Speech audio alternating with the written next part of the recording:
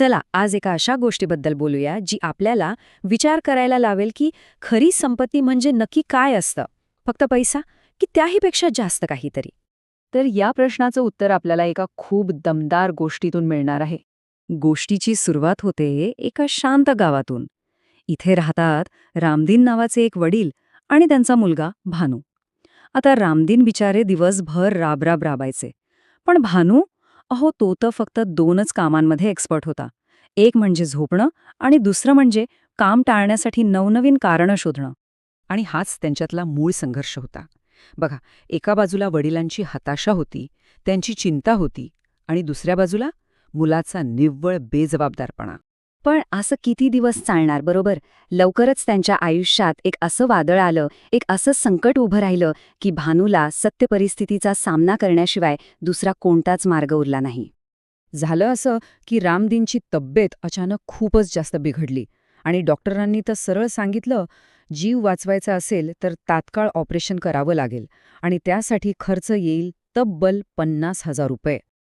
आता मात्र भानू धावला.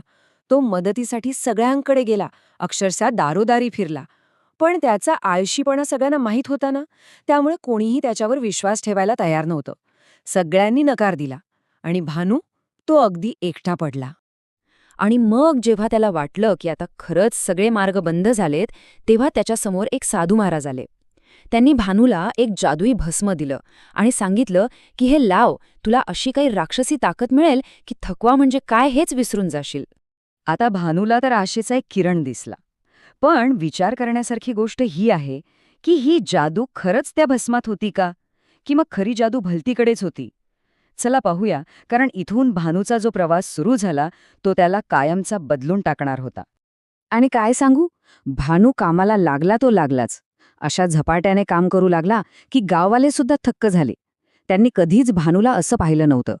तो दिवस रात्र एक करून पैसे गोळा करत होता. पण वेळ वेळ कोणासाठी थांबत नाही, तो तर वेगाने पुढे पळत होता.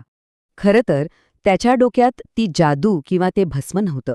त्याच्या मनात फक्त एकच ध्यास होता, एकच विचार होता, माझ्या वडिलांचा जीव माझ्या या हातांवर अवलंबून आहे. आणि हीच भावना त्याची खरी ताकद बनली होती. पण आव्हान अजून संपलं नव्हतं. शेवटचे काही रुपये मिळवण्यासाठी जमीनदाराने त्याच्यासमोर एक अशी अट ठेवली जी ऐकूनच कोणालाही घाम फुटावा. एका दिवसात, फक्त एका दिवसात, दगडांनी भरलेलं कडक झालेलं शेत नांगरायचं होतं. हे काम म्हणजे निव्वळ अशक्य होतं. विचार करा, शरीर थकव्याने अक्षरशः तुटत होतं, हातांतून रक्त वाहत होतं, पण भानू थांबला नाही. तो फक्त नांगरत राहिला, नांगरत राहिला आणि शेवटी त्याने ते अशक्य वाटणारं काम करून दाखवलंच. वडिलांच्या ऑपरेशनसाठी लागणारे पैसे त्याने मिळवले होते. ऑपरेशन यशस्वी झालं, रामदीन वाचले, सगळं ठीक झालं. पण थांबा, ही गोष्ट इथे संपत नाही.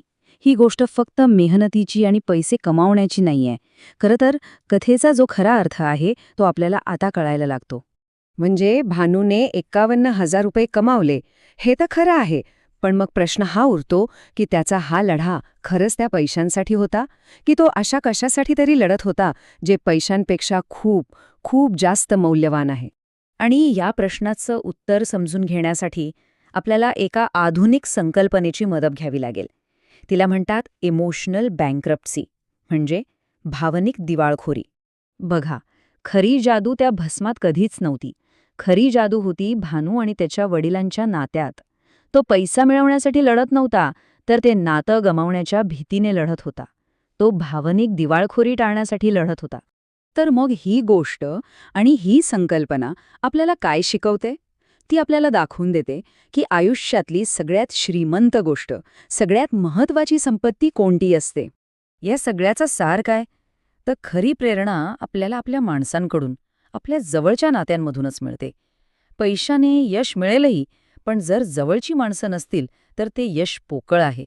आपण मेहनत करतो ते केवळ पैशासाठी नाही, तर एका उद्देशासाठी. आणि आपली सर्वात मोठी दौलत, आपली खरी संपत्ती म्हणजे आपली माणसं, आपली नाती. आणि हाच विचार आपल्याला करायचा आहे की आपल्या आयुष्यातली खरी संपत्ती कोणत्या नात्यांमध्ये दडलेली आहे.